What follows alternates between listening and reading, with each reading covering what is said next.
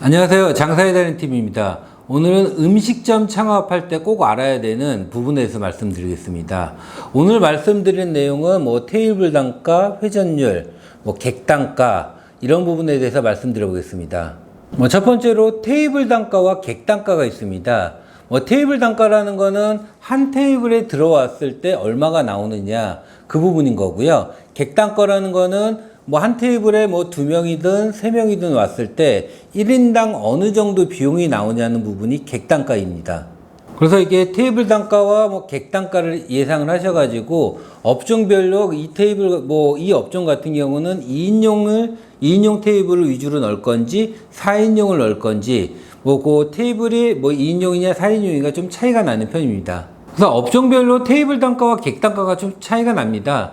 이렇게 식사 유지가 되는 분식점이라든가 커피숍 같은 경우는 테이블 단가가 일반적으로는 10,000원 이하가 나오는 경우가 많이 있고요. 이런 경우 같은 경우는 인원수도 한 번에 오시는 테이블 인원수가 한 2명 내외 정도가 되다 보니까 테이블 단가와 객단가가 낮다 보니까 테이블이 좀 2인용 위주로 많이 구성이 되는 편이고요.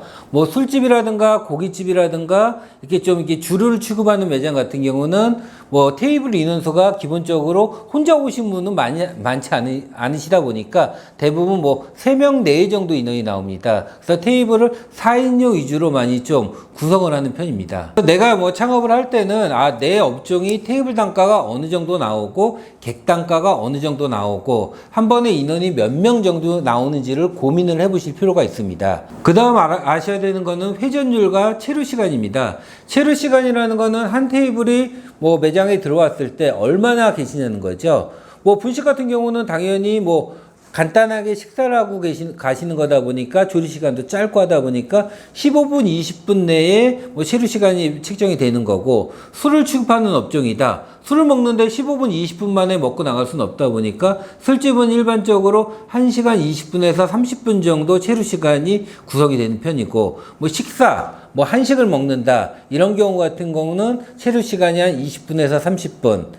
고깃집 같은 경우는 1시간에서 1시간 10분 정도 업종별로 이게 체류 시간이 어느 정도 되다 보니까 회전율이라는 거는 내 매장이 한 10개, 테이블이 10개다. 그럼 10개가 몇 회전이 되냐예요. 내가 체류 시간이 짧은 아이템은 당연히 회전율이 좀 더 높게 나올 수가 있고요. 체류 시간이 길다.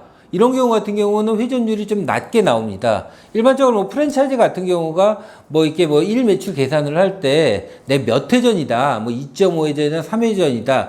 회전수를 곱하는 거는 별로 크게 의미가 있는 건 아니고요.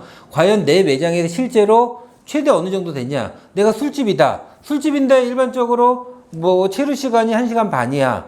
근데 이거를 5회전, 6회전 돌아갈 수는 없어요. 술집의 메인 시간 같은 경우는 8시부터 7시, 8시부터 11시 한 4시간, 5시간인데 4시간 동안 최대 회전율, 피크 시간의 회전율을 해봤자 2회전 진짜 많아요. 3회전이 가능한 거고, 분식집 같은 경우는 15분, 20분 먹고 금방 나가다 보니까 점심시간에만 해도 2회전, 3회전이 나올 수가 있는 거고, 하루를 기준으로 봤을 때는 10회전까지도 충분히 나올 수 있는 형태가 될 수 있습니다. 테이블 단가라든가 회전율을 생각을 해보시면은 기존의 매장의 매출을 예상해 볼 수도 있습니다. 테이블이 한 10개짜리 매장인데 고깃집이다. 이 고깃집이 테이블 단가가 한 4만원 정도 나오는 고깃집이 과연 몇 회전이 됐냐. 피크 시간에 꽉 차 있다고 매출이 테이블 10개에 테이블 단가 4만원이면 꽉 차야 40만원인 거고요. 그럼 이게 과연 그 피크 시간이 몇 회전이 되냐. 2회전이 된다고 하면 1매출이 80만원 정도, 기타 시간을 합쳐서 한 100만원 정도 예상이 된다거나, 기존 매장의 예상 매출 아니면 내가 오픈할 매장의 예상 매출을 좀 생각해 볼 수 있는 좀 근거가 됩니다. 그래서 일반적으로 보신다고 하면은 체류 시간이 짧을수록 회전율은 높게 나오는 편이고요. 높게 나오다 보니까 매장이 좀 작아질 수가 있고요. 대신 체류 시간이 긴 아이템 같은 경우는 좀 회전율이 좀 덜 나오는 편이고, 그러다 보니까 매장이 좀 크게 필요한 편입니다.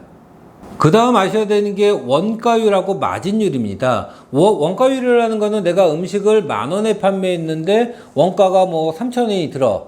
그러면 원가가 30%인 거고 마진이 70%인 겁니다. 그래서 이 아이템을 뭐 창업을 하실 때 이게 과연 원가율이 어느 정도 들어가고 마진율이 어느 정도 들어가는 아이템인지 메뉴인지에 대한 고민이 필요합니다. 그래서 1차적으로 원가율하고 마진율을 비교할 때는 식재료 부분에 대해서만 좀 판단하시는 게 좋고요.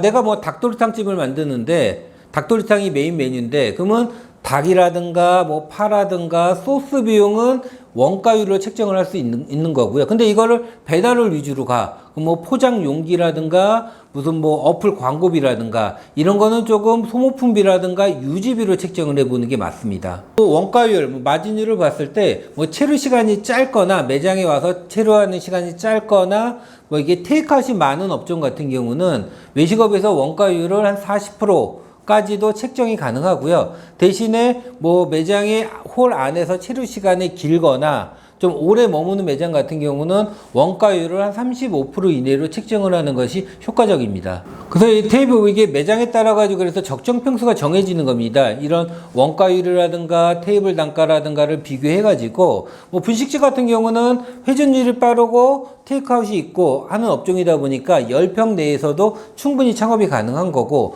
뭐 고깃집이라든가 포차라든가 술집 같은 경우는 회전율이 덜 나오는 아이템이다 보니까 10평에서 창업해 가지고는 매출이 체류 시간이 길다 보니까 나올 수 있는 게 한계가 있는 거예요. 그래서 최소 20평 이상이 필요한 거고 커피숍도 테이크아웃 위주가 된다고 하면 10평에서도 충분히 창업 가능하지만 홀에 와서 앉아 계신 분이 많은 아이템 같은 경우는 최소 20평 이상이 필요한 거고요. 그래서 창업할 때 테이블 단가라든가 뭐 회전율이라든가 체류 시간에 대해서 기본적으로 알고 내가 오픈하는 아이템이 어느 정도가 좀 뭐 원가율이라든가 회전율이 들어가는 아이템인지에 대한 분석이 필요한 겁니다. 테이블 단가가 좀 낮은데 체류 시간이 긴 업종 같은 경우는 1층에 입점을 못하고 2층이라든가 3층으로까지 올라갈 수가 있습니다. 특히 뭐 외식업 창업할 때 기본적으로 뭐 원가율이라든가 마진율, 테이블 단가, 회전율 기본적인 용어이기 때문에 이 정도는 알아보시는 게 좋으실 것 같습니다. 이상 장사에 관련해서 원가율이라든가 테이블 단가에 대해서 간단하게 말씀드렸습니다. 감사합니다.